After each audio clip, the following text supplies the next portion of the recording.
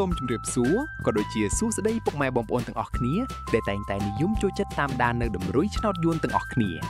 សូមស្វាគមន៍ពុកម៉ែបងប្អូនទាំងអស់គ្នាមកកាន់ Channel ខ្នោឆ្នោតសម្រាប់ការឲ្យតម្រុយឆ្នោតយួនជាប្រចាំថ្ងៃ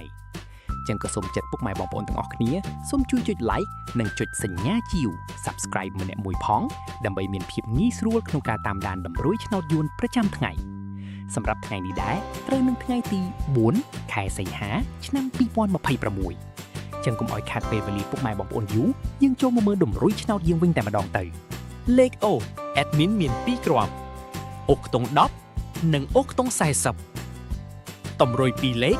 admin មាន3គ្រាប់42 13និង48តម្រុយ3លេខ admin មាន3គ្រាប់108គុណ132គុណនិង328គុណចឹងពុកម៉ែបងប្អូនអាចយកលេខរបស់ admin យកទៅផ្សងសំណាងបានសូមឲ្យហេងទាំងអស់គ្នាណាពុកម៉ែបងប្អូនចឹងជាចុងក្រោយ admin ក៏សូមអរគុណពុកម៉ែបងប្អូនទាំងអស់គ្នាដែលបានចំណាយពេលវេលាដ៏មានតម្លៃចូលរួមទស្សនាសូមជូនពរសុខភាពល្អនិងសំណាងល្អទាំងអស់គ្នា